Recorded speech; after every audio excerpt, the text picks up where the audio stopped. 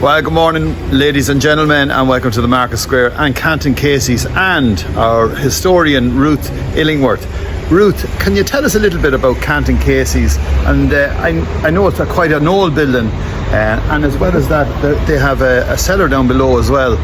Yeah, this is an amazing place, Canton Casey's. It's probably the oldest bar in town, Ray, that's still a pub.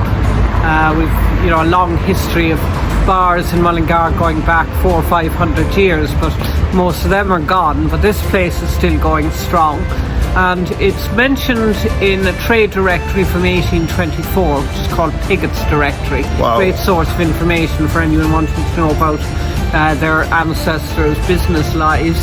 And in Pigot's Directory there's a mention of I think it's Timothy Canton, and he has a bar here, and he had another business which I think was just somewhere down the laneway behind the bar there. So it's been in existence since at least 1824.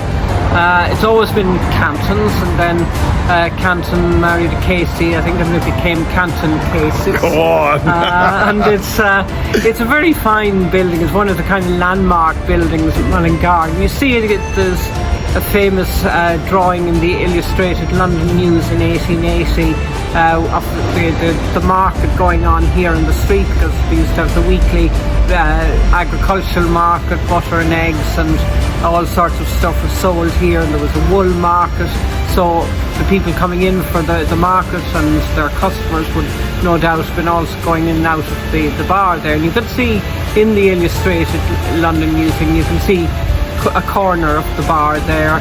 There are photographs in the 1890s, and it really hasn't changed at all except for the addition of the balcony that went in, I think, in the 1960s or 70s. And growing up in the town itself, would your father have drank here? He possibly did. Or did your father drink? He didn't really drink Right. very much, Yeah. but certainly I know for Leo Daly, the writer, he was in here.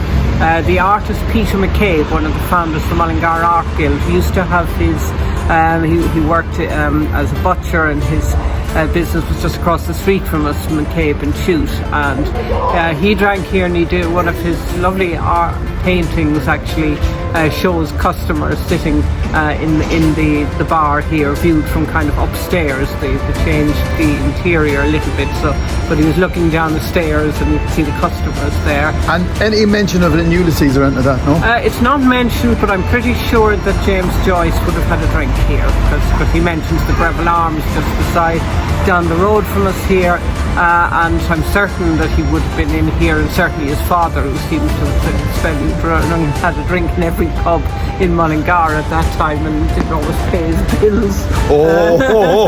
Give us a pint there and look after you on the weekend. Exactly.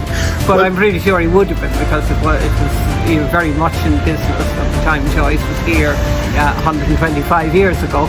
Noel is going to be here on Sunday night. Yeah. So once again, thanks a million, Ruth, for all that you do for the town. So once again, from Mullingar, in Mullingar, this is Ray Dolan with Ruth Illingworth, the historian. Bye for now. Thanks, Bye. Ruth.